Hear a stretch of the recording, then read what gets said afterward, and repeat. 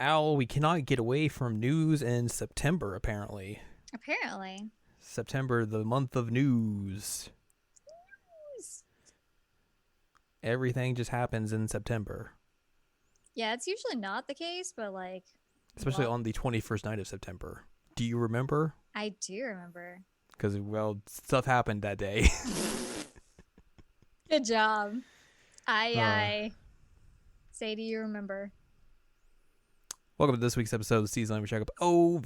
It's a podcast where we have conversations about video games, anime, and manga. Hello, I'm Jared, joined as always by Doc Al and Ladium. Hello. And we got some stuff to talk about today. Yes, we do. We're discussing a big news thing that happened Monday, and then we're gonna say goodbye to an old friend. It's true. So a lot of us woke up Monday. Mm-hmm. You woke up a little bit earlier, so you weren't as weirdly weirded out by what happened. Yeah, I mean, I woke up. Let me try that again. I woke up for work, and so Yeah, who would do that? I know it's terrible. No one should allow this to happen. So when you sent me the message, I was like, "Excuse me, what?" And then I looked, and I was like, "Well, okay, I guess that is a fact." Yep. So the day before the Xbox Series X and S pre-orders were going to go live, Mm-hmm. Microsoft announced that they had bought a new studio. Yep. For, hang on, let me, for a tiny amount of money. Small. Very small. There's a 7, Mm-hmm. a point And an alien.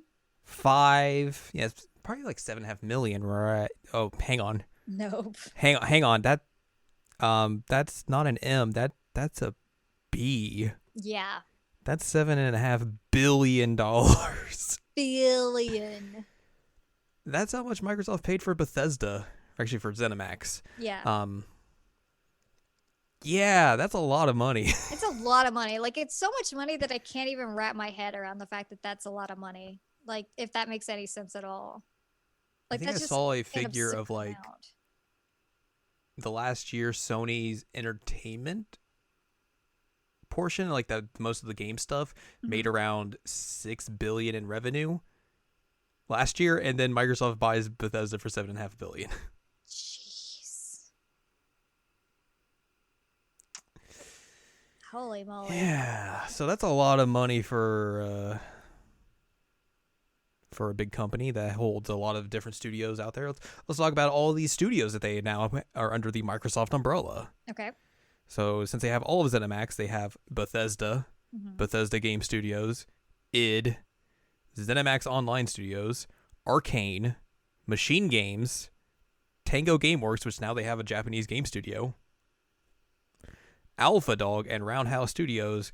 All these teams have made games in franchises like The Elder Scrolls, Fallout, Wolfenstein, Doom, Dishonored, Prey, Quake.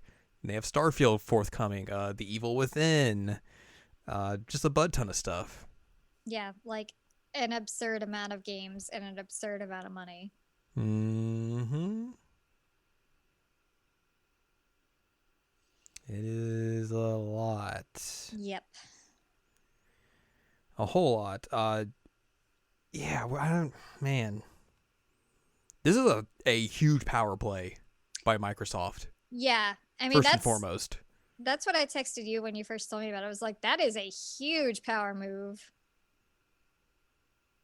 Because you just take a good chunk of some big franchises and are now making them exclusive for your console, essentially. Mm-hmm. I know Phil Spencer came out in interviews afterwards and was like, oh, well, I think there's Deathloop and then Tokyo Ghostwire do have exclusivity deals with Sony currently, and they will continue to honor those, which is real weird. That is weird. But then after that is going to be a case-by-case basis, which probably means most likely that you will be playing these on Microsoft platforms and maybe a Nintendo platform. Yeah. And that's it. Because they play nice together. Mm-hmm.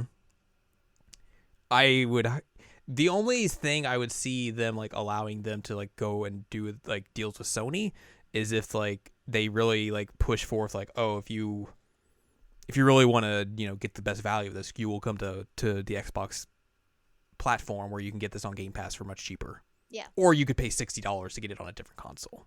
Or 70, depending on. Or 70, yes, you're right. I believe they said all Bethesda games now will be day one Game Pass. Oh wow. So another big get for Game Pass. Yeah, no kidding. Like that's starting to be like a super amazing value at this point. It is. It's It really is. $15 and you get all that. Like it's insane. I almost resubscribed today for $1 because I was like, hey, I could go and see what's on there, but then I didn't do it because I was like, when will I have time? Yeah, also fair. But yeah, like that's a huge blow to Sony. Huge. Because there's a lot of people who like to play the Elder Scrolls, the Fallouts, the Dooms, the Wolfensteins, the Dishonoreds, all those Bethesda games on their Sony platform, and then now it's like you're most likely not going to be able to play those games on a PlayStation 5. Right. Outside of the ones they've already done deals with. So like Elder Scrolls 6, Starfield, whatever the next Fallout game, whatever the next Doom is, whatever the next Wolfenstein is, you better pony up and buy an Xbox, I guess. Yep. It's this is a wild thing that just came out of left field, really. Yeah, I didn't expect this at all. Like we knew Microsoft had been getting real aggressive about buying studios because that's kind of been their MO the last couple of years. But like Bethesda is a little bit different than the ones they've bought previously, right? So it's a wild turn of events here.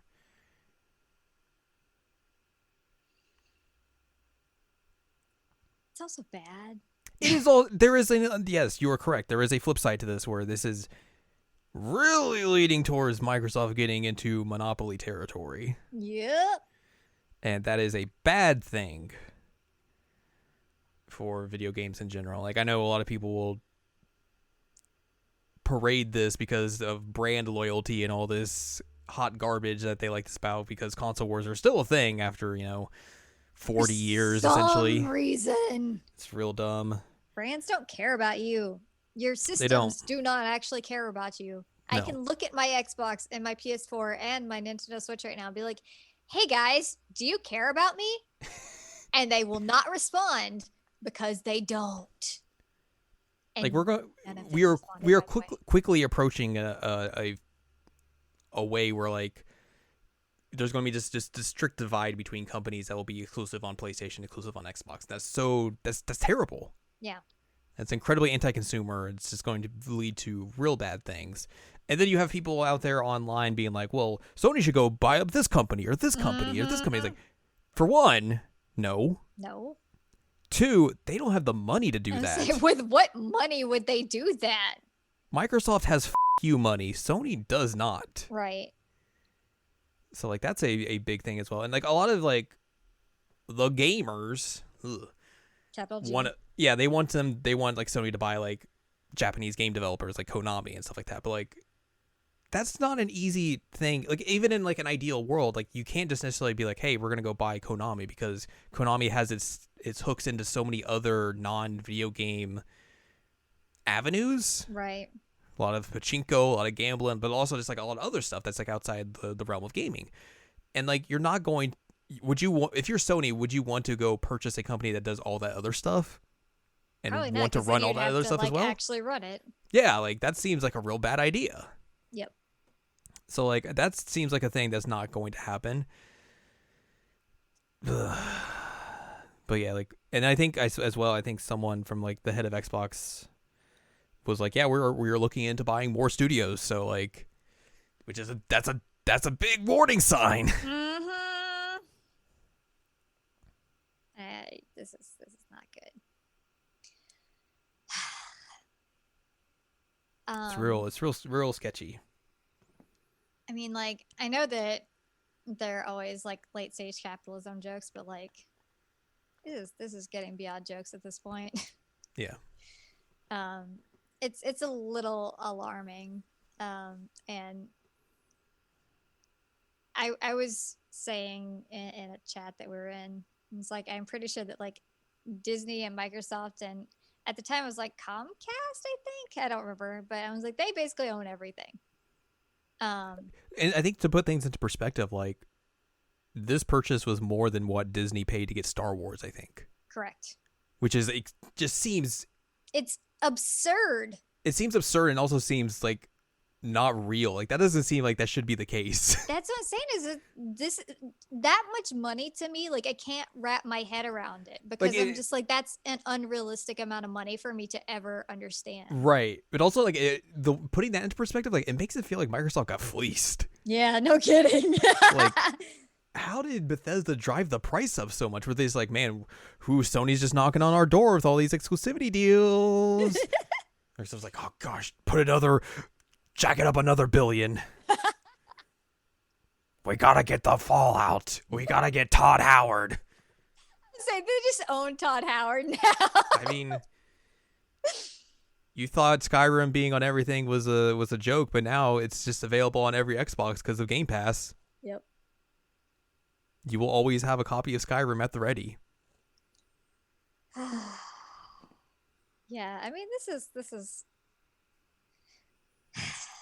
I think it's a warning sign. Yes. But I know that some people are real stoked about it. It's also funny to see people be like, oh man, now that they got Bethesda, Xbox has the games again. It's like, you do realize none of the big marquee Bethesda games that you were thinking of are coming out in the next 2 months to coincide with the launch of the Xbox. Mm-mm. Like, this doesn't really change that much in terms of that console launch. We're not gonna hear from those games for a while. Right.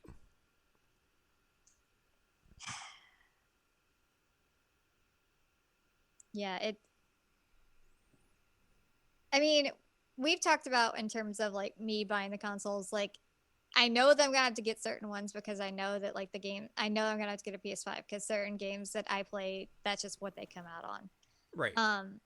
And so like I understand that they're saying like, oh, you know, if the next Elder Scrolls is only gonna be on an Xbox, well, I gotta definitely get an Xbox. Like, do you have to get an Xbox right now though? No, that's the case. Because like you can say all you want, like, oh man, this is a good thing for Xbox sales right now, and I'm like, it'll be a good thing for Xbox sales in like 2 years. Yeah, that's what I'm thinking. When Starfield comes out. Yeah. And then in like 4 years when Elder Scrolls 6 comes out. Yeah. Yeah, it's a wild number. It's a wild time, and just it's a bit scary to think like, man, if Microsoft can put down that much money to buy a big publisher and big arm of video games, like who's to say they're not going to be more aggressive in taking or in trying to buy other big companies as well now. Right. Oofa doofa.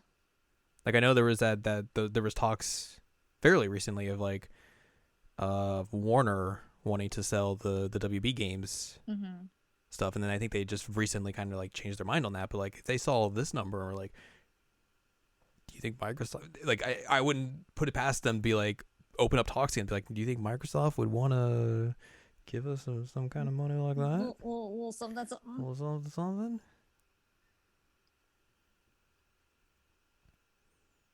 Yeah.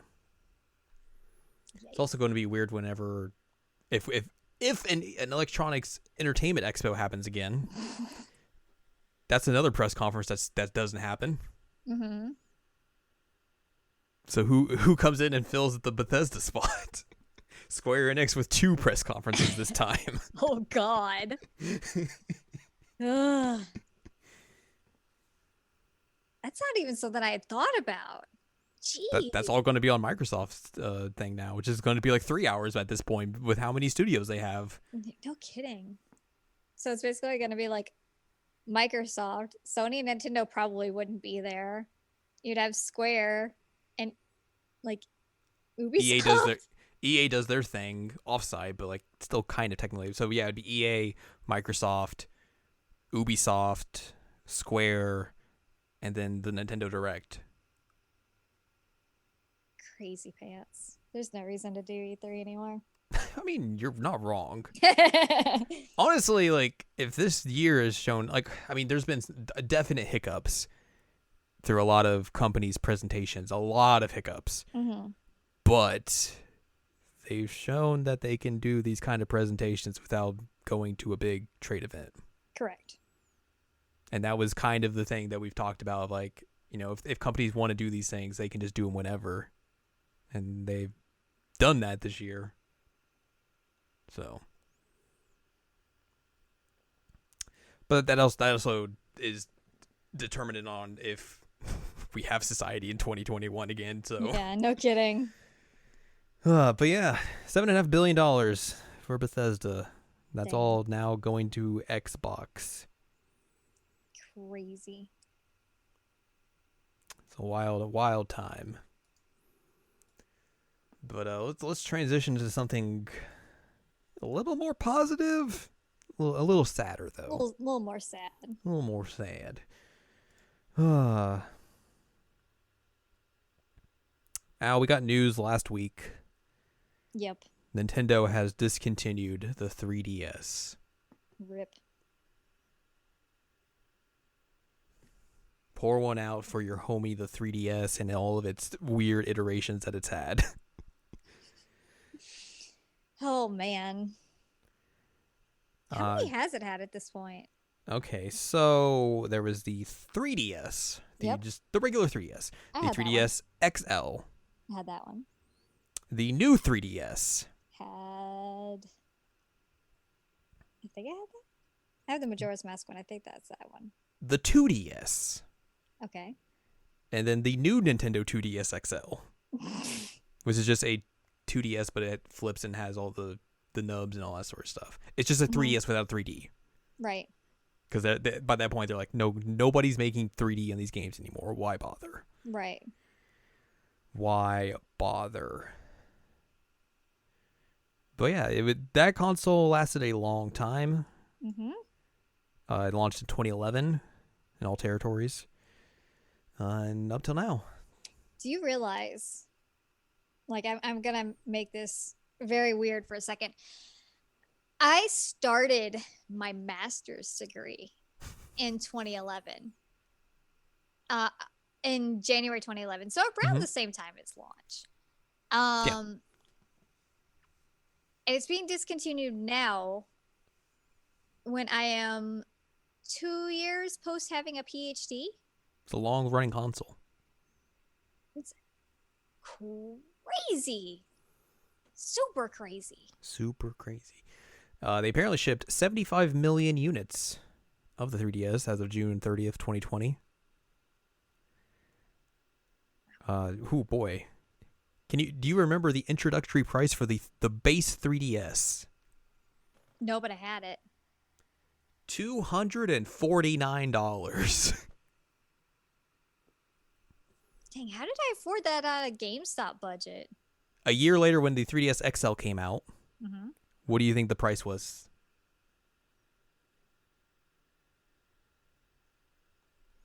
So this is a new iteration, but it's a year after the fact. Right. Probably the same price.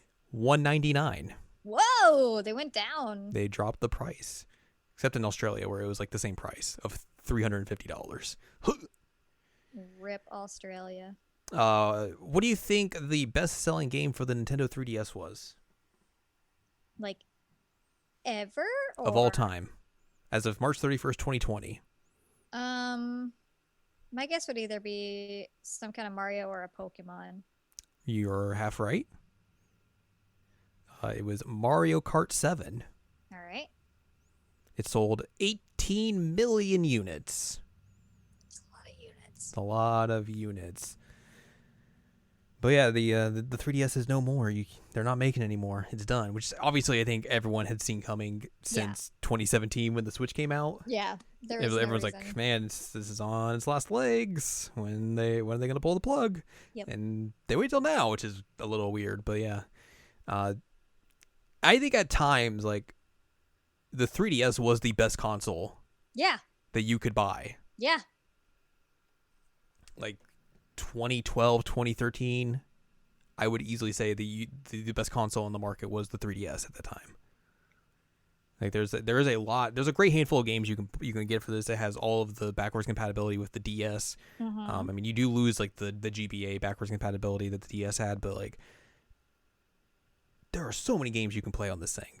And then on top of that, they have some virtual console stuff where you can get Game Boy and Game Boy Color games, and I think SNES games on the new versions, but not the old versions. That was where things got real weird, is when they introduced the new 3DS. The and new it's 3DS. Like, I mean, if we want to be real, the new 3DS introduced the half-step console that the big boy consoles went with, and made everything just terrible. Yep. So you have the 3DS to thank for that. Thanks. I remember that I bought the original 3DS. I got the blue shiny one. And then when the XL came out, there was the whole thing of like, oh man, early adopters can like switch to this one and then get a bunch of like free like Game Boy games. Oh, were you a Nintendo 3DS ambassador? Yes, that's what I was. Did you get a nice certificate? Did I get a certificate? That's the thing. They gave ambassadors. I don't remember getting a certificate. I just got games. Well, I feel like I got ripped off now. I didn't get a certificate.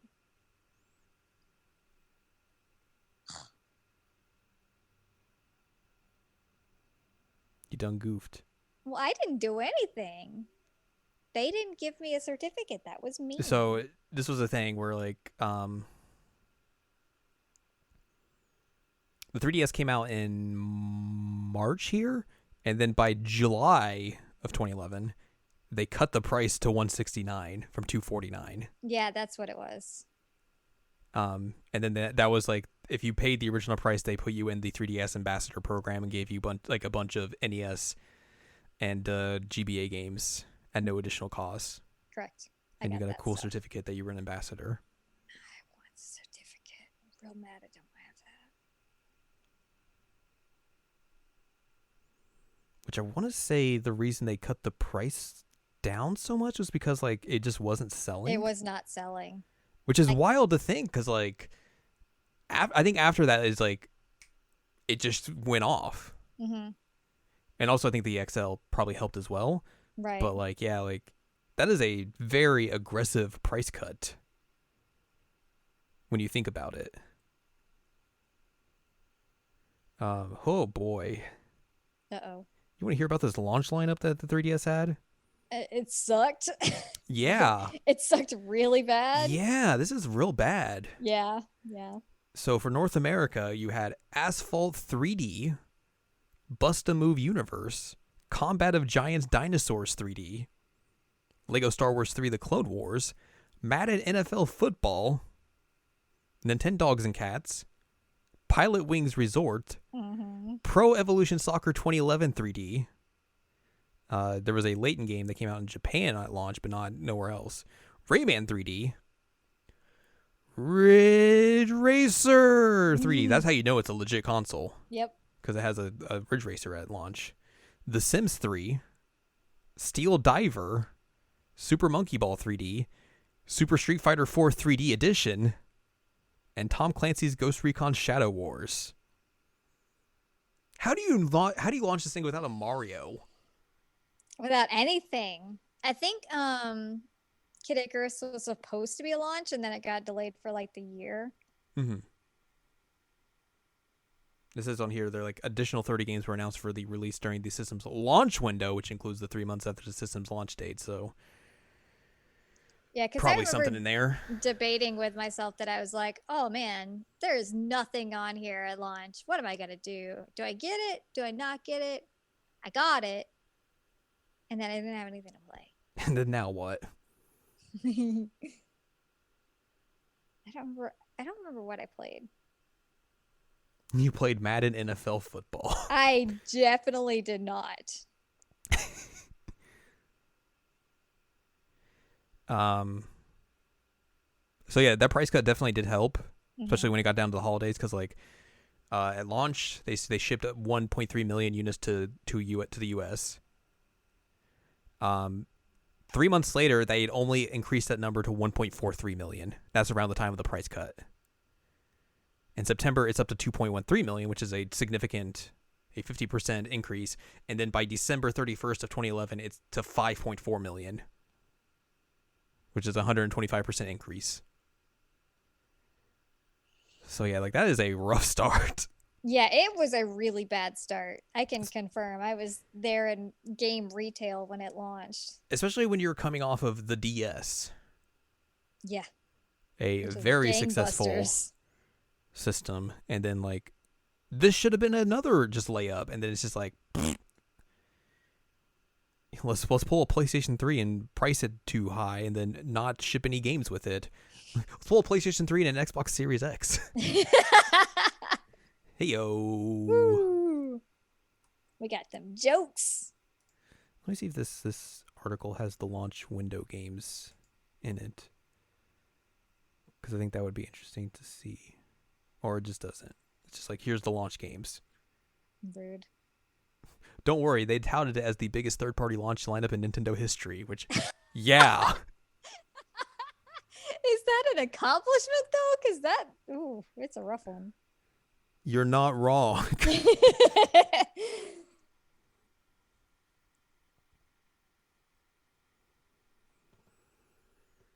Well, let's talk about the Nintendo 3DS.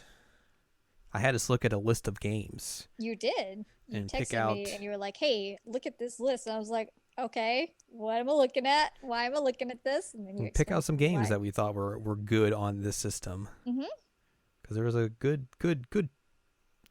variety of video games on this here system. I have a handwritten list, which I was you telling fool. you.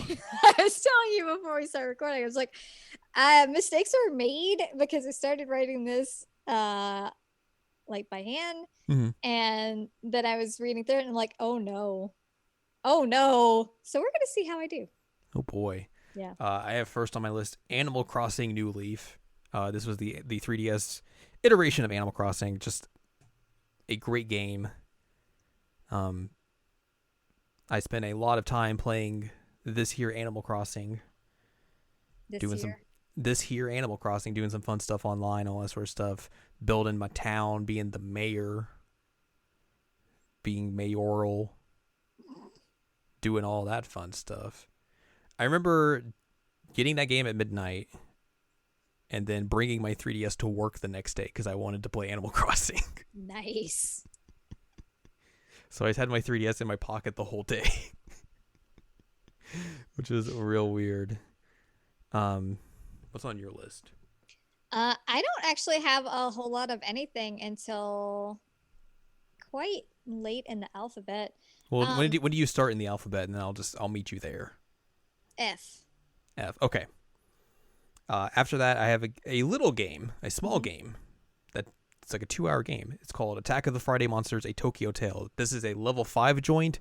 It's basically like a story set in like 80s Japan, but like actual like kind of kaiju monsters actually exist, and you have to like kind of like go around and like deal with that as like a little kid and everything. It's a very small experience, but like I just remember enjoying the heck out of that game, and like just being so surprised like how it was like just a cheap game that I saw recommended, and B, just like how much like I had fun with it just for like 2 hours, and that was it.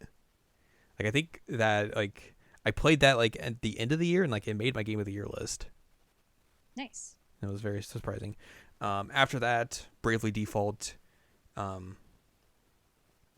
I played a lot of that game. I beat that first game. I still never beat Bravely Second, not Bravely Default 2. Because of good naming conventions. That game was a whole lot of fun.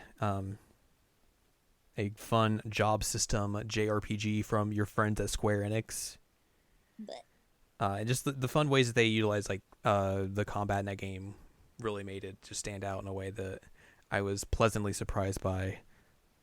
Even though there's a lot of that game you just have to replay because of the way the story is, which isn't all that great, but like the combat really kind of holds it up enough to where like you still want to kind of go through everything and see all the different jobs and how like different combinations can affect gameplay and all that sort of stuff, and making like the best combos that you can and all that. Now I'm gonna take a drink of water.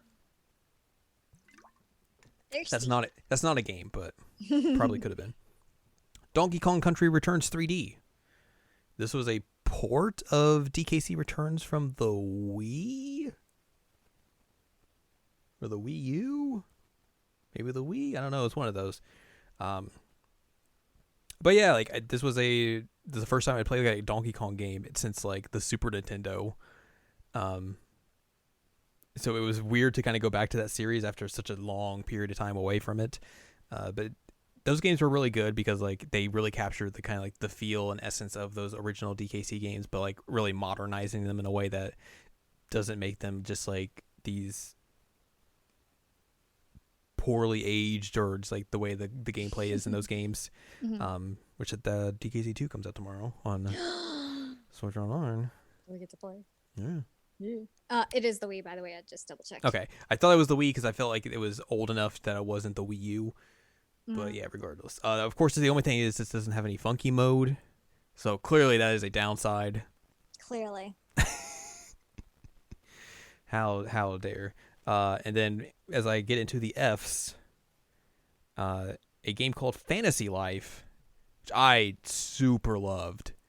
This was another level 5 game.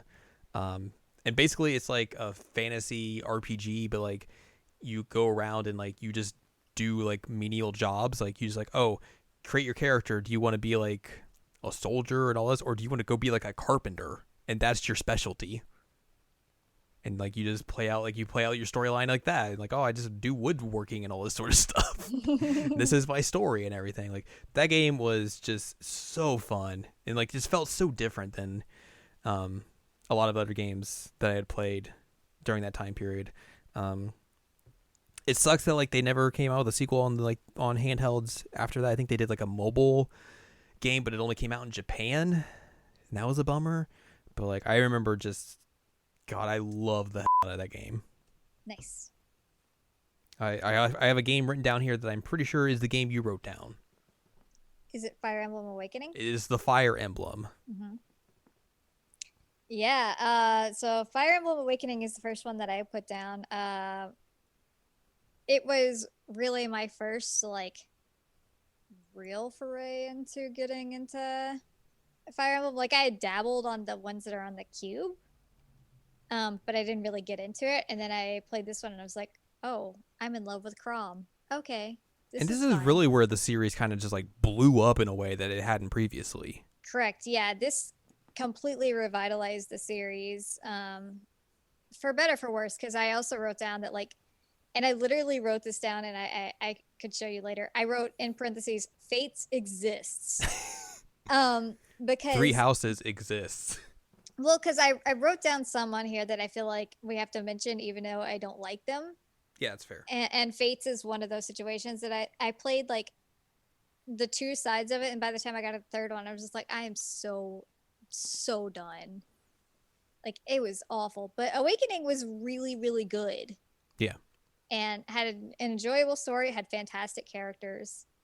Like I said, Crom is fantastic and like one of the best boys ever. But it really did a lot for Fire Emblem as a franchise, and especially like popularizing it in the West. Oh yeah, like 100%. Because it was popular in Japan, but like this really did it over here. And like it was notable here, but mostly among just like fans of like tactical RPGs and those kinds of games. Like it didn't really have like that crossover appeal into just like everyone wanting to play Fire Emblem in the way like before this game came out. And then after this game came out, it was like the floodgates opened. Mm-hmm. Fire Emblem Awakening is responsible for us getting Fire Emblem Warriors, which is great.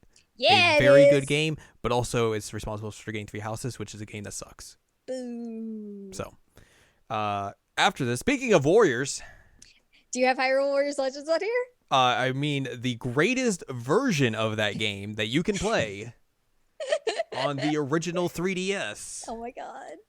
No, that is the definitive edition, the definitive version, the Game of the Year edition, everything wrapped up into one. What a version of that game. This is one of the. That game's fine. I don't like it as much as you do. Hyrule But Warriors in general, or Hyrule Warriors in general, but like Oh, okay. also like this is one of the instances where they made a game more in line for the new 3DS, right?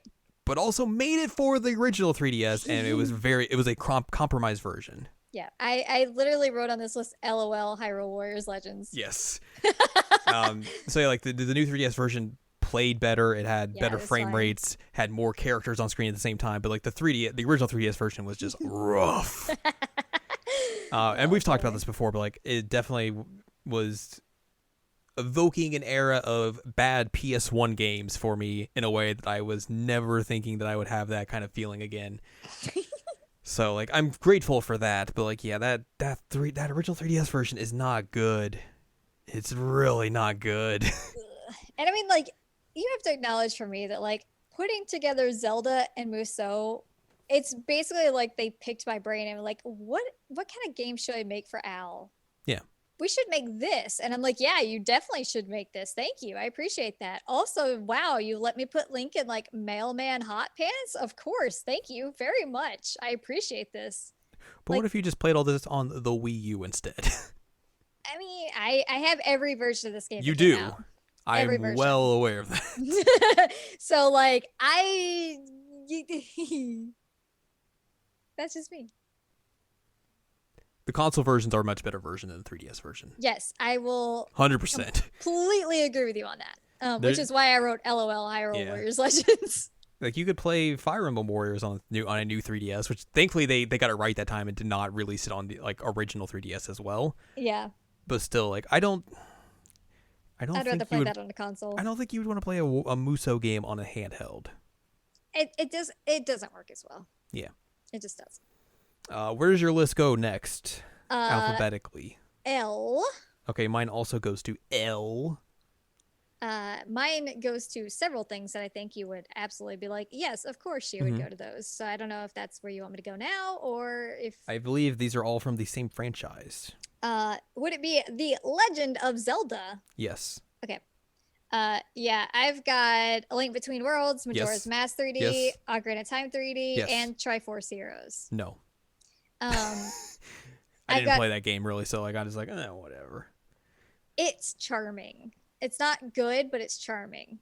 But I have all of those on my list. A Link Between Worlds is amazing. I like that game a lot, especially as a sequel to A Link to the Past, which probably I would probably appreciate that game more now than I did when I first played it. You would. It is definitely a game I never finished though. Oh, can we replay it? I mean, I have to dust off my 3DS, and do I really want to play a 3DS game? I will replay it at the same time as you. I'm aware of that. We'll keep that in mind. Not saying that's the definitive. Okay. But yeah, A Link Between Worlds is fantastic, and like the little details they put in it point to Link to the Past is just amazing. And considering that like it's one of my favorite Zelda games, just having this essential love letter, but it's also like a very clever love letter. Like the gameplay mechanics of this rule so good. Also, Majora's Mask 3D, it got rid of a lot of the issues of Majora's Mask. Yes, I really enjoyed those 3D versions of the 3D and 64 Zelda games. Like those they made them make a lot more sense in my head. They were just better to play than having to deal with the garbage in 64 controls and all that sort of stuff. Yeah, they cleaned them up. Yeah, they did a fantastic job on both of those ports, or those remakes. Yeah. I know a lot of people like get mad at Majora's Mask because they added like the eyeballs on the enemies, and the Zora swimming mechanics are different, but like honestly, like weighing the positives and the negatives of the changes they made, like there are way more positives. Yeah. Further proof that Majora is a better game than Ocarina. 100% yes. Yeah. Majora basically was like, hey, Ocarina, you were a good first try. Now let me take over, and I'm gonna just completely Hmm. obliterate everything you did. It's a great game. It is a Um, fantastic game. I was looking this up while you were talking, but like I'm kind of surprised that I think a lot of this is just like emulation support for 3DS games is not as great as a emulation support for a Super Nintendo. But I'm also kind of surprised that there is no Link Between Worlds randomizer yet. Mm. Because it feels like that should be a thing considering how popular Link to the Past randomizer is. But again, like It also like does. I think Link Between Worlds is not like as popular of a Zelda speedrunning game Hmm. as well Link to the Past as an Ocarina. Yeah, So I think that also plays a little part in it as well. But probably. But Link Between Worlds is fantastic, and we should definitely replay it at some point, maybe after Cold Steel. and then Ocarina and Majora 3D are just they're great. They're great. Those are great remakes of those games. Um, they made Link's nose a little less pointy though, and so that's a little tragedy. But also they're just Smooth those amazing. edges out. And one thing that's actually really cool about it is, like this is gonna sound like the most ridiculous thing, so please bear with me. Ocarina of Time 3D, there are certain glitches, I guess is a good way to put it. Um, that are in the original Ocarina of Time, and they kept them in the 3D version because they're like, yeah, we actually just want to make sure that that experience is the same. Mm-hmm. And so, like, one of the glitches that you can encounter in Ocarina of Time, spoiler alert, once you go It's to, it's a 25-year-old game. it's joke. Come on. Um, once you go to Zora's Domain and it's all iced over and Jabu Jabu's gone, there's like that icy ramp that's where he was. If you stand at a certain point on that ramp, as adult Link, you will warp into Jabu Jabu's belly because they just didn't take out that transitional screen area there. And they left that in the 3D version because they're like, yeah, we wanted to like recreate that experience. We didn't see a reason to take that kind of thing out. And I'm like, Which I would imagine it would be hard. yeah, Because like you're not. I'm assuming like you're the way that they ported that game from the N64 to 3DS is not just like a 1-to-1 like like it's not a copy paste. would they had to have intentionally programmed it so it did that as well? I think so. Just that's wild. Because you have to stand at a very specific spot on that ramp in order for it to happen. And I mean, with it being rebuilt the way that they did, like and I mean, they've gone on record saying that they purposefully wanted to keep them in. Yeah. Anyway, I just think that that's great. I think that that's a really cool thing that they did. That they're just like, hey, people have found these stupid glitches over the years. We're just gonna leave them in here. Totally. um, yeah. I also put Triforce Heroes on here. It was fun to play. I like dressing Link up a lot, just in general, which I have already mentioned on this here podcast tonight when I was talking about Link in the hot pants. But this time we get like chibi cute Link and like Zelda dresses, and that's fun. That was a late era 3DS game, right? Yes, it came out pretty late. Like a 2016 or 2017 ish. I don't remember, but it's multiplayer, so that Yes. part of it sucks. I mean, it's basically It's a basically Four Swords, a but reimagining of Four Swords. Yeah. yeah, 2015. but with clothes. I was a little off. But it's fun, and so I put it on here. Yeah. I think I played the demo of it and I was just like, I don't. This game It isn't for me because it has all that multiplayer stuff hooked in. So like, Yeah, eh. it wouldn't be for everybody, that's Yeah. for sure. What's your next letter in your alphabet? M. Mine's also M. Is it a Mario or is it something else? It is a Mario Okay. in a cart.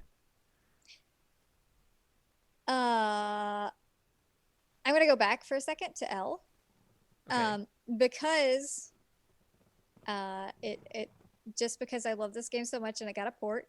Luigi's Mansion got a port on the 3DS and it was great. The end. They also put that the second game's also there. I own that game and still never really played it. It was Dark Moon, right? Yes. Mm-hmm. That was one of the first games I bought for the 3DS. Nice. And then I never really played it. Nice. Luigi's Mansion is great. Anyway, so you went on Mario Kart. Mario Kart. I think that's also one of the first games I bought for the 3DS because like one of the first games I had for the DS was the DS Mario Kart. And Okay. like I've always just loved playing Mario Kart, so like I was like, sure, I will play a new Mario Kart on a new Nintendo system. That sounds like a good time to me. And to be honest, I don't remember a single thing from Mario Kart 7. Mario Kart 8 has overridden everything about that game in my mind. Because it rules. Yes, but also it's a Mario Kart game, so it's probably fine. Yeah, probably fine. I went with something different that was Mario. I went with Mario and Luigi Bowser's Inside Story. Mm-hmm. That game is awesome. It is super fun. I love the whole mechanic of like going inside the people. Yeah. This just in, Al loves Vor. Not like that. That's disgusting. Do not slander me like this. Anyway, Mario and Luigi games are really fun. There were several on there that I really liked. Once we started getting into like, I think it was Paper Jam. Like that one was not very good. But I wrote down Bowser's Inside Story, and Dream Team was apparently on there too. And I think there was a port of Superstar Saga. Is that correct? Anyway, there were lots of Mario and Luigi games on the 3DS, and that series rules. Like that was a really, really fun Mario RPG. I had a lot of fun with it. I played those a lot. So yeah, they made my list. They're fun. Nice. The end. The end. I have another M. Okay, hit me. It's Metal Gear Solid 3 Snake Eater 3D. Oh my god. Which is a weird game. Because they ported one Metal Gear Solid game to the 3DS. And that's it. Yep. The third game in the series. And it's just like they do a lot of weird things to that game as well by like because they have to change it up because you're porting a PS2 game to the 3DS. Right. There's a lot of different weird control things you have to do to make that game work. Mm-hmm. It's just bizarre. It's a bizarre thing. It's a bizarre game that they put on the 3DS for whatever reason. But it's interesting that it exists on the 3DS. Yes. That is wild. So yeah, it's really, really funky. I got the P's next. I also have the P's next. The P's and Q's specifically. Mind your P's and Q's. I have Paper Mario Sticker Star before that. The game is terrible. It's absolutely terrible. I put it on here because this was like one of those games that people really cite as like, oh, this is the downfall of Paper Mario. Like this is the game. Yes. Like it was the low point of Mario yes. Party, or not Mario Party, Mario. Paper Mario. Yes. I was like, it's a P Mario. It is the low point, which is why I wanted to put it on here. But now we can move on because it was a low point. Yes. I assume we have Persona Q, both of us. Yes. Specifically that one and not the sequel. Persona Q is not a great game. Nope. It's all right. It's okay. It was a fun way to see the cast of 3 and 4 interact with each other in a way that they really, I mean, they had with Arena, but like with different versions of those characters. Specifically like the games that, or the versions of those characters that are like in the midst of dealing with the events of their own games. Right. So that's the younger versions of all the characters. So you There's a tragic moment here. There's a lot of good character moments in this game mm-hmm. that are also kind of undone by weird character writing. Yes. And just like looking at you, Akihiko. Yes. And then the Etrian Odyssey kind of gameplay is not my favorite. Correct. So like that also kind of was a little bit of a hindrance, but like this is one of those games you take the good with the bad. Mm-hmm. So, The art's adorable. the art's great. The soundtrack's really good. Mm-hmm. Really good. And then, like I said, the strong parts about this game are like some fun character moments that you get with specific characters. Mm-hmm. So, Like the whole dating cafe thing is just hilarious. It's perfect. Like I will never get over the fact that like there is a really fantastic like Ken and Kanji moment in that game. Yep. Where like they try and recontextualize his anger towards Shinji and all that sort of stuff, and like it's so good. It's so well done, and then like obviously because this is a non-canon game, the threads are ripped out of it and all that sort of stuff. That's what I was saying. Is there's that tragic moment because like they bond, they get over everything, and then it just comes undone because they go back to the world. I'm like, no. Yeah, it's a real bummer, but like I love that moment. Like it's so good. Very, very good. Like it is a shining moment in this game that does not have a lot of shining moments.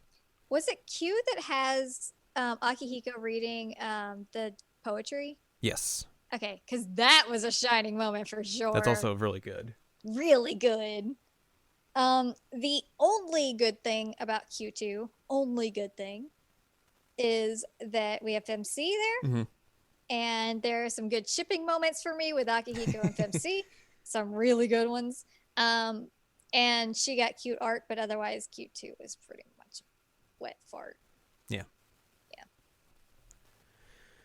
Yeah. There's one game on here that I don't have, but I'm assuming you might have because you've written down some games that are not necessarily the best of the best. Mm-hmm. One, Ace Attorney 5.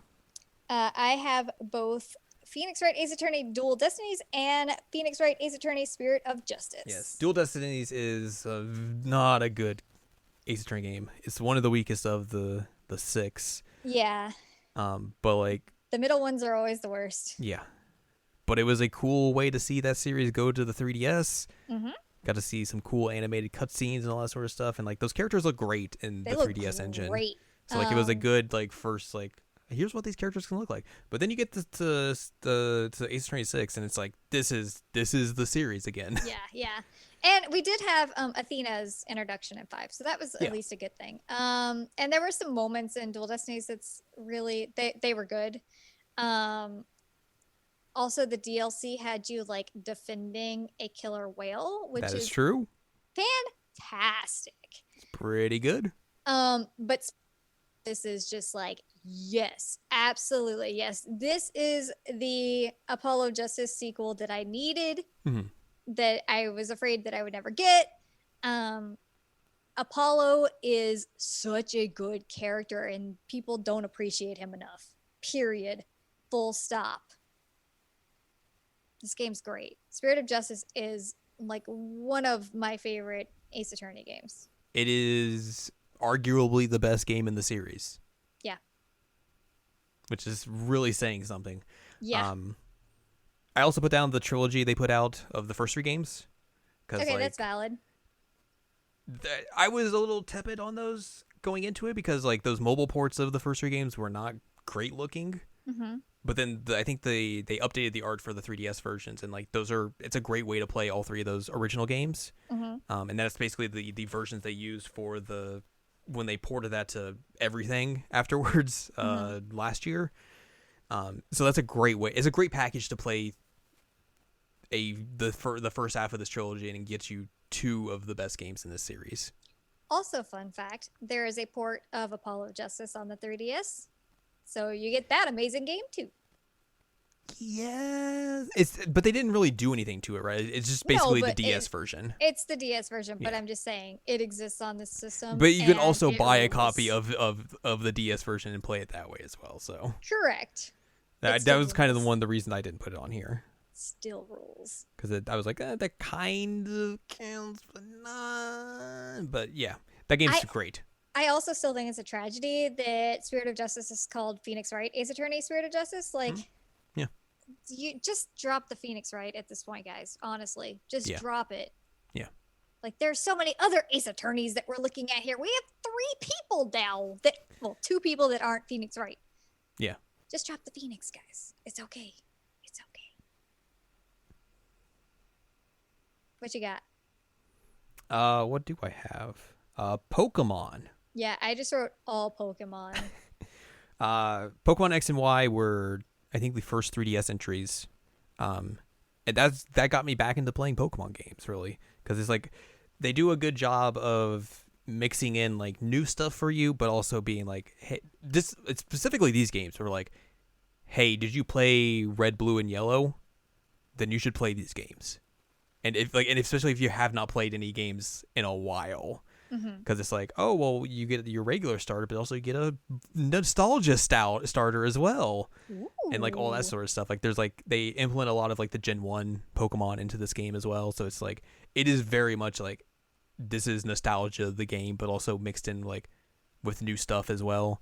Um, so like it is a cheap way to get people back into the series, but like it works. Mm-hmm. And then Sun and Moon were, new entries in and of itself, and they were really, really good. Like those are definitely the superior games of these two. I never played the sequels to those games, but I really dug Sun and Moon as like story wise and gameplay wise of like the changes they made. Because like I know one of the more controversial changes they made in that game was like they just got rid of gyms altogether Mm-hmm. and just basically made it so like you just would take on someone kind of just like out in the wild, whatever. And like I know a lot of people are like, oh, this changes the formula too much, but like even coming back to the series at that point, I was just like, I think it's real interesting and bold that they're doing something different with like this series in a way that, like they hadn't really done before, and I think it really worked as well. So yeah, I know like people got real uppity about that, but like I thought it was a good idea. But yeah, the Pokemon games were pretty good on the 3DS. You might have heard. I didn't play Well, that's because you're a coward. No, just kidding. them. After that, I have a game that I think a lot of people have kind of forgotten about, because it's not really talked about that often, especially in the with regards to these two franchises in particular. Is it Leighton and Phoenix Wright? It's Layton versus Phoenix Wright. Well, you're skipping over the fact that I was going to do the other Laytons. Well, we can get to those Laytons afterwards, but Okay. this game is great. It's great. It's super great. It is surprisingly well done, like fitting into pretty prominent franchises that have like thrived on the DS and the 3DS in a way that like totally works. Yeah. Like you get the gameplay of both games in there, and like it doesn't really detract from either game.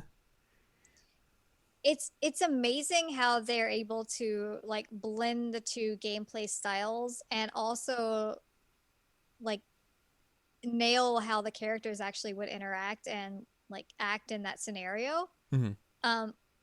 I feel like that'd be really hard to do. This is basically like a Saturday morning cartoon done in a 3DS, and it's fantastic. It's so Yeah. good, featuring like people dying as witches. Yeah. I know like one of the weird things is like they got different voice actors for the Ace Attorney side of characters, but like Yeah. that's a minor complaint, but like outside of that, like this was a whole lot of fun. And they even did some like real interesting, like they did some newer stuff with the Ace Attorney gameplay that like wasn't really like, implemented in the main series, I think, until the games that didn't come over here.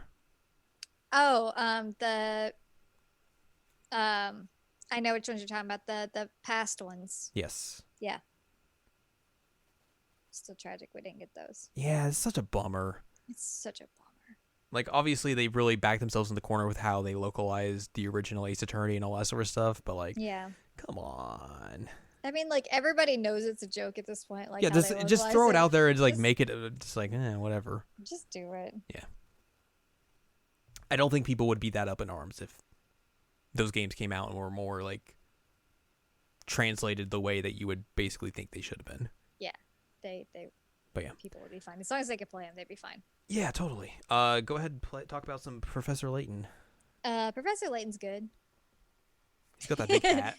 Got that big hat. I really like the Professor Layton games quite a bit. And I think there were 2 on the 3DS. I had a Professor Layton game on the 3DS. Oh. I don't know what it's called, but I had one. Oh.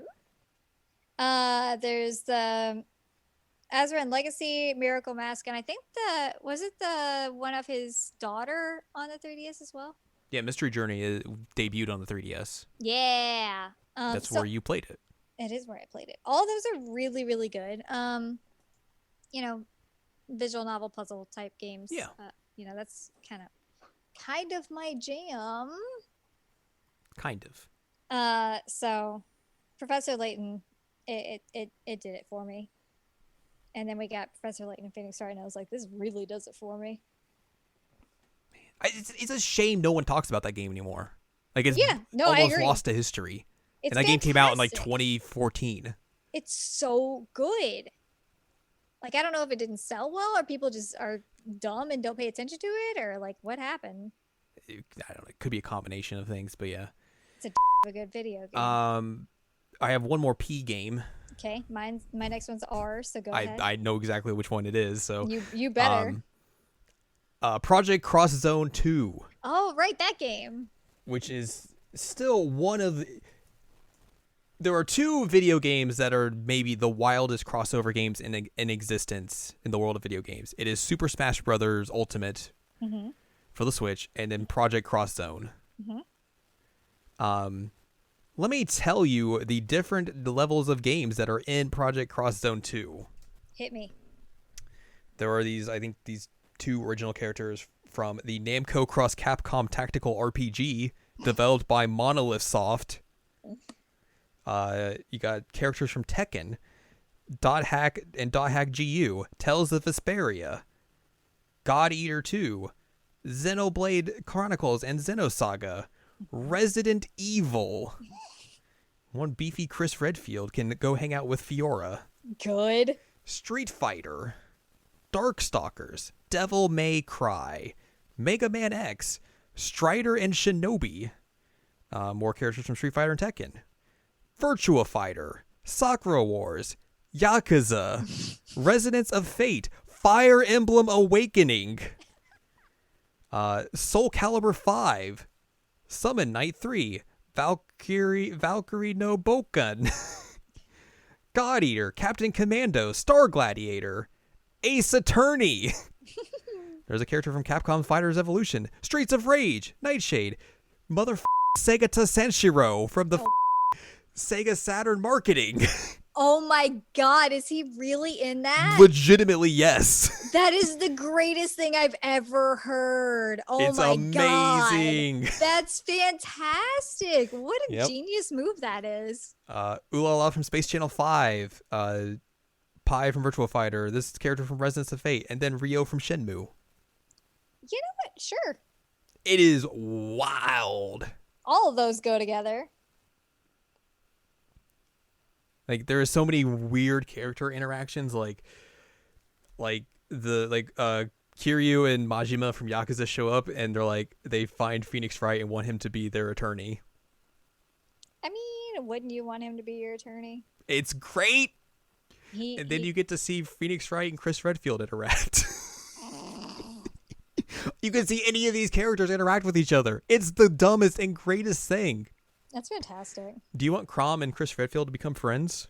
Yeah. Do you want Dante and Chris Redfield do you want Chris Redfield to be friends with any character in this game? Yes. You want Chris Redfield and Sega to Sanshiro to interact? Absolutely, yes. Am I breathing? Of course I do. God, I never finished this game because like it's a tactical RPG and like it gets real long in the tooth, I think, later in the game. But like, man, there's a lot of good in this game. That's fantastic. It's really good. Did they make him animated, or did they just put his like face in it? What do you mean? Like the I can never say his name. He's like I think it's like a. They did art for him essentially. Okay, they did art. And basically art for everyone. Hey, buddy. I think we talked about this at one point as well when we've talked about this game before, but like, I guess at some point Hideki Kamiya was approached to put Bayonetta in the game. He's like, nah. Dante and Bayonetta have to meet on their own terms. I love that. That's great. great. Yeah, I would love for a third game of this to come out at some point. Cause like, man, and just like throw in some more. Just make it more ridiculous. Make it more ridiculous. I mean, Smash Bros. Is kind of taking over as like that game. Yeah. But like there are some gets in this one that Smash could never even hold a candle to. Yeah. It's a real good. It's real dumb and real good. That makes me really happy. So yeah, that is a game that I played on the 3DS, and it's great. I remember when you were playing that. This is also the game where I learned that how to pronounce Chun-Li. Oh right, that because they say her name in Japanese, and they're like Chun-Li. I was like, oh, that's how you say it. Is that how you say it in Chinese? I would assume so. Hopefully. Hopefully, but yeah, you corrected me on that one. And I was like, oh, well now I know. So now I say it right. What a game! What a game! What a game! It's a heck of a game. Now let's get to the R's. You know what I have here. I know exactly what we have here, and it's Rune Factory 4! No! It is Radiant Historia Perfect Chronology! God, I love Radiant Historia. I love Radiant Historia. It is the sequel to Chrono Trigger. Chrono Cross. That I never really got. It does like the timey-wimey shenanigans.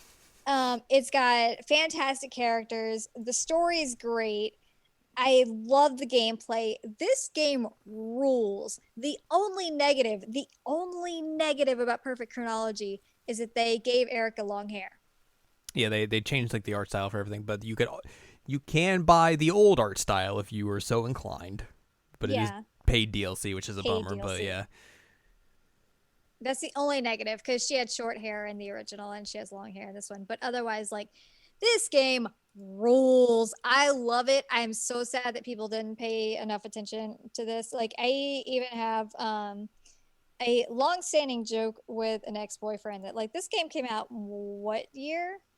Like, probably 11 or 12? Well, let's look it up. Historia. I spelled it right. The original came out in 2011. 2011. Okay, that makes sense because that's when we dated. And so I kept telling him, like, oh, you need to play this game. You need to play this game. And so it's been a long-standing joke, like, continuing to this year, that he's like, oh, I finally played Radiant Historia. I'm like, no, you didn't. Tell me a plot point. He's like, yeah, you know, this Historia, it's Radiant. I'm like, yep. You're never going to play this game. You're never going to play this game. You're just going to disappoint me because you won't play it. But this game, and I just wish more people played it so I could just talk to people about how great it is. I played it, but only because Al put a knife to me and was like, you better play this game or I'm going to shank you. And I was like, oh God, I'll play the game. I'm not that violent, but you did play it. I don't know that you liked it as much as I do, but it was fun. It's a good game. It's got a very interesting battle system. It has so many like alternate endings that are just fantastic. I love this game so much. Anyway, I have another R. I also have another R. What's your R? Rune Factory 4. Oh, right. I was not joking. I have another R before that alphabetically, but go ahead with your Rune Factory. Rune Factory 4 is fun. I never beat it because like I just got stuck, I think, at some point. But like it is kind of, it's the style of game that like a Stardew Valley is, like a Harvest Moon is, where you know, you have the farming aspect, the combat aspect, and you have all these like romance options as well, all that sort of stuff. The game's fun. I'm excited for Rune Factory 5 whenever that comes out. But yeah, like this was a fun little thing to play every now and then. Nice. That's really it. Tell me about your other R. I also put Resident Evil Revelations on here. Oh boy. Yeah. I mean, Revelations is the good one of those two, so. It is the good one. Like it nails down that ridiculousness of Resident Evil in a way that I am all about. I played it on the 3DS originally. Mm-hmm. So I'm counting it. Yeah, and totally. I know that we're playing together. I was like, all right, I remember this specific thing freaked me out real bad when I was playing it. But like I had a good time with this game. I really enjoyed it. And it really, it hits those notes of like I'm a good Resident Evil game, Mm-hmm. and then Revelations 2 came out. That's another game you could play on this system, Yeah. technically, but like, oh, that game's Ugh. bad. Yeah, why would you do that to yourself? But yeah, Revelations 1 is like fun. Like It's it, fun. like you said, it captures the ridiculousness of a Resident Evil game. You're on a boat. You're on a boat. Chris Redfield's there. Yep. You get to play as Jill. Yep. It's fun. It ties into 5, right? Yes. But yeah, that game was. I enjoyed the game. I would imagine. I've been playing that game on a 3DS is weird, but like It was. But I either way, liked it. that is a good game. Yeah, it is. So that's it. Yeah. Do you have any S's? I have a few S's. I have one S. Okay. You want to go first or am I going first? I can go first. I can get this out of the way. A game called Shin Megami Tensei 4. That is also on my list. That's a good game. It is a hard game. It's super hard. That opening sequence is incredibly difficult. But yeah, like that was my first SMT game that I beat. Oh, yay. But yeah, I had a real fun time with that game. I Fun as enjoyed hell. the challenge of like just getting through that game and beating it because like it was really hard. Yeah. I never played the sequel to this. I own it, but I never really kind of dove into it, and I never really played the other SMT games that were like out on the 3DS, like the Devil Summoner and Devil Survivor. whichever the tactical RPG one was. I own like both of those, and it never played them. I have Shantae and the Pirate's Curse. Yeah, that makes sense. It's a really good game. Actually, I have another S, but you go ahead. I was just gonna say Shantae is a great series. People should play it. This one was really fun. I think it came out on the Wii U later, but 3DS is where it initially started. So Shantae kind of got a revival on the 3DS. Yeah, I mean, Like, that makes sense. People started paying attention to Shantae again. It's great.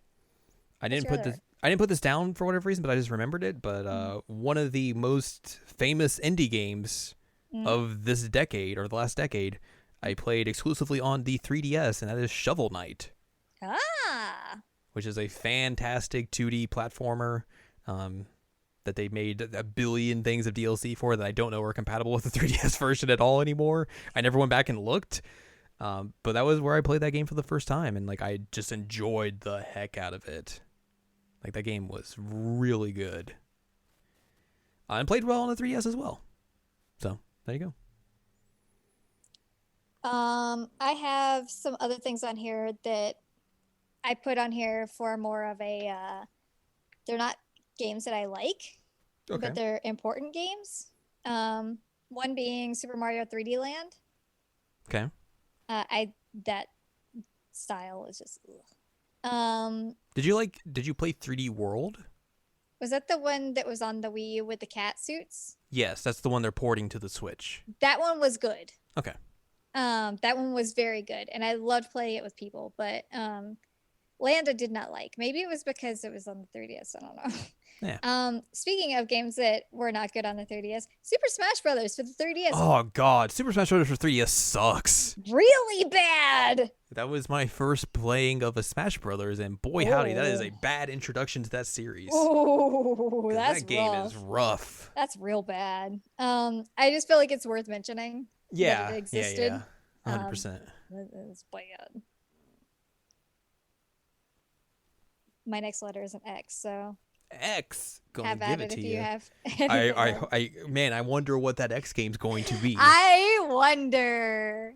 I think it's also worth mentioning like New Super Mario Brothers 2. I think came out on the 3DS, and the New Super Mario Brothers games just are not good, Yeah, they're not good. which is a bummer because good new quote unquote 2D Mario games should be good. Yeah. And these aren't. They're not. They really kind of like dragged that gimmick out for as long as they possibly could have.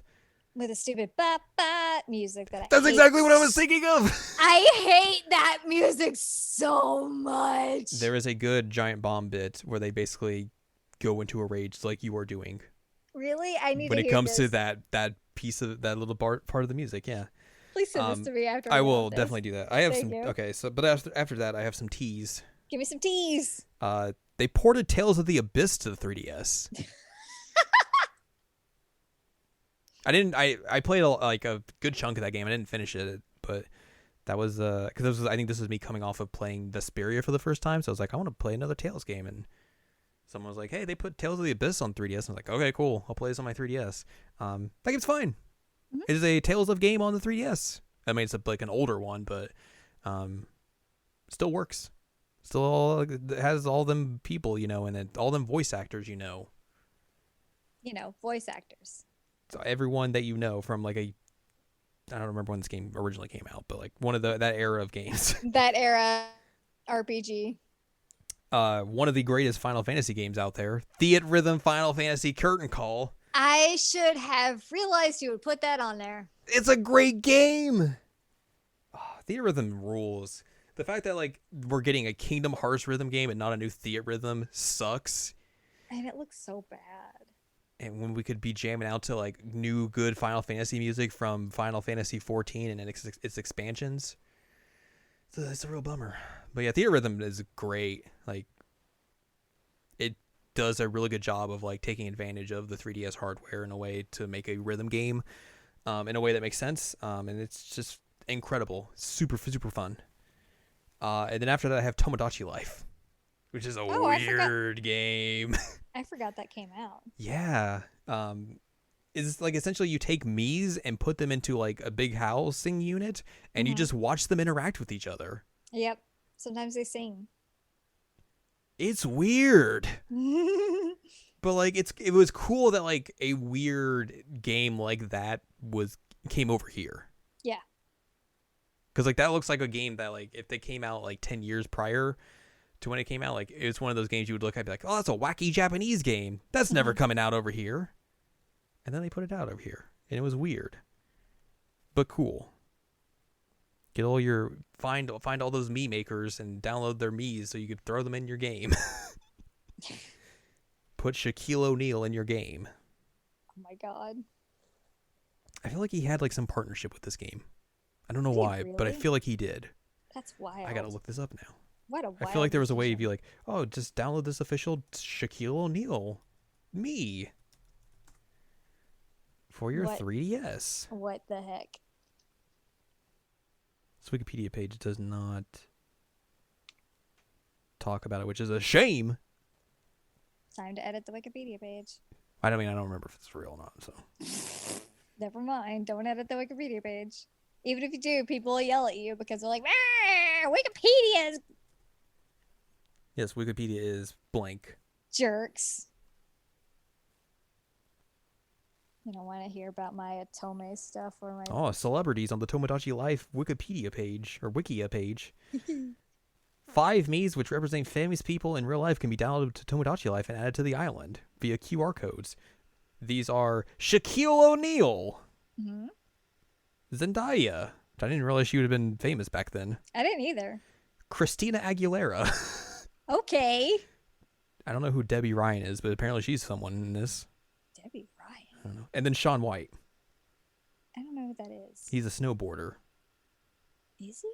Yes. So there you go. Celebrities in Tomodachi Life. I have another game, I think that's before X in the alphabet. Oh, Debbie Ryan was apparently in Disney stuff. That makes sense. Gotta get that hot Disney Well, market share for Tomodachi Life. Zendaya was also a Disney person before. And of course, Shaquille O'Neal. Yes, obviously a Disney person. I put down Ultimate NES Remix, which was a port of the Wii U NES Remix games, which were just weird ROM hacks that they made, and we're like, here's some challenges to do on these weird ROM hacks we made. And it was just a weird thing, but cool at the same time, but also weird. I like weird things sometimes. Yeah. Another weird case of Nintendo being like, hey, we can do our own ROM hacks, but if you do a ROM hack, you're going to jail. Terrible. I think you'll have this. You might have this later. I don't know, depending on naming conventions. But a little Virtue's Last Reward. Yes, a little game called Virtue's Last Reward. Yep, came out on the 3DS. I did not play it on the 3DS. I didn't either. I put it on the Vita. But it's on there because it's a good game. It is a fantastic game. And then I have one more, but it's a Z. I have an X and a Z. So I'm gonna go with my X. Xenoblade Chronicles 3D. Another instance of a game that only was available on the new line of the 3DS. Mm-hmm. Oh man. Which I think, to be fair, it is wild that they were able to get a game of that size and scope on a handheld. Yes, I agree with you. It is insane. Not that I would want to play that game on a handheld. Oh, I did. I know you did, but like times. personally, like that seems I would not want to play a 200-hour game on a handheld because like, oh god, my hands are cramping just thinking of that. Yeah, like generally a first playthrough of Xenoblade, depending on what I'm doing, is like 140, 150 hours. Mm-hmm. And then I did a New Game Plus on it as well. So that can tell you, yeah, it's probably quite a bit of hours, but it is excessive. I love this game so much, and I'm so excited to be able to play it again. This is not like they didn't do a whole lot to like. They didn't do anything like they did with the Switch version. Like right. It's basically the same game. Yes, it is the Wii version of that game. Yeah. I don't remember if they did really anything at all. I think they might have like added a few bells and whistles here and there, but yeah. But yeah, it is basically just hey, we ported the Wii game to the 3DS, which is amazing. It's amazing, yeah. But like you said, it's a handheld, so like there are all these graphic issues, but like I was so stoked to play this again, and I'm pretty sure that they could just keep releasing Xenoblade Chronicles. I'd be like, I'm gonna play Xenoblade Chronicles again. That's exciting, because that's who I am as a person. But I doubt you would want to play this version ever again. I probably would not play this version ever again because the Switch version exists and it is so much better. It does so many more good quality of life things to it. So the upgrades with the quality of life stuff is just, you can't go back to the old ones at this point. Like I know people will moan about like Shulk doesn't look like himself and Ryan doesn't look like himself and they made everybody too pretty. And look, he says Ryan time and that's all you need to know. He said Ryan time, and like honestly, they look fine. I mean, like they don't look like super butts like they did on the Wii, and that's okay. Yeah. Like, are they a little more anime? Yeah, sure, but like I ain't even mad about that. Have you played Xenoblade Chronicles 2? That's kind of where the art style has been going. Even still, I think this is less egregious than 2. Oh yeah, 100%. I would agree. But again, like for people complaining about it, it's like this is where this art style has been going. You probably could go back to like Xenoblade Chronicles X as well. Yeah. Man, this game rules. Yeah. I'm so excited to play Xenoblade again. And you started it and then you didn't finish it and then that cycle continued. I watched 5 hours of that game on YouTube. Well, I was gonna say you started the 3DS. No, you didn't. I don't have a new 3DS, so no, I did not. You don't have a new 3DS. Oh man. I did not own this version of this game at all. That's true. I might have picked it up when you were playing it, and I got the Wii version on Wii U. That might have been what happened, because I remember at some point you played like a little bit of it. Mm-hmm. Yeah, a very little bit of it. Yeah. In the scope of that game, it is like a small chunk of change. Yeah. It was like 5 hours or something. Yeah, but like it's this game. Yeah. I'm pretty sure our last one's the same one. Yes. Zero Time Dilemma. This you did play this on the 3DS. Sure did. I played it on the Vita, which like I remember at launch there was a weird thing. Like I don't remember if it was like an Amazon thing or like a shipping thing or like no, I think it was like a patch thing where like you were able to play it before me because of some weird technical issue. Yeah, I think so. But yeah, you played it on the 3DS. I played it on the Vita. Mm-hmm. But yeah, it's it's another Zero Escape game. This is where that franchise got its start anyway. So yeah, so good. Like, it is the weakest of the 3, but that does not mean it's a bad game. No. And also, like, my favorite gift that I've ever made in my entire life is from this game. Yep. Ish. From this game's related media, I suppose is a good way to put it. Yeah. Life is simply unfair, don't you think? But it's true. there are really good moments of this game. There are Mhm. some really good moments, and I was glad to be able to see characters that we know and love again. We've got Sigma, and we've got Phi, and we've got our good boy Junpei, who's a little moody at this point, and we got Akane. But then we also get like the greatness that is Carlos. Heck Mhm. yes, and Diana. Like, this game is good. It's a really good game. Did it answer all the questions? No, but like, it also almost didn't get made. So That's true. I'm not that mad about it. Yeah. It's very gory too. Yeah. Yeah, exceptionally. They changed the art style, which is worth mentioning, I guess. That it is now like all video as opposed to like text and stuff. But yeah, that is another. I mean, it's a great game. You get super beefy Sigma that is now Matt Mercer and not Troy Baker. An upgrade. Upgrade. He's so beefy in this game.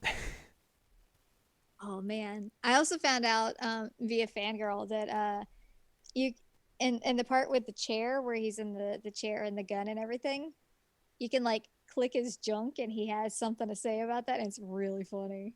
God. Yeah. I did not even think to do that. But it is a thing. Anyway, this game's great.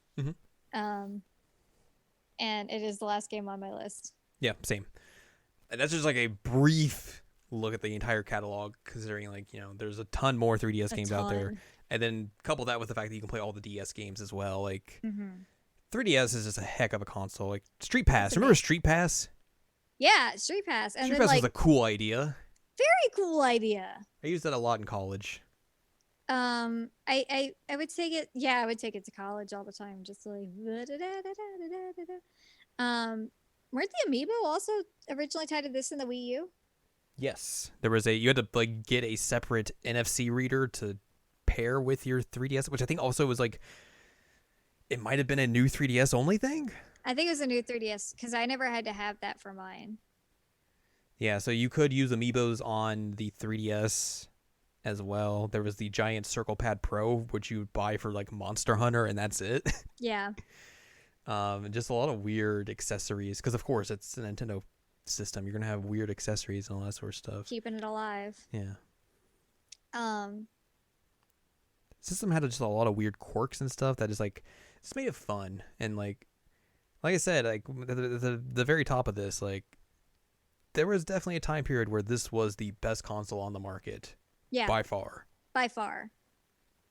Actually, the picture that I sent you earlier of me playing the 3DS in 2012, I think I said, with my very long hair.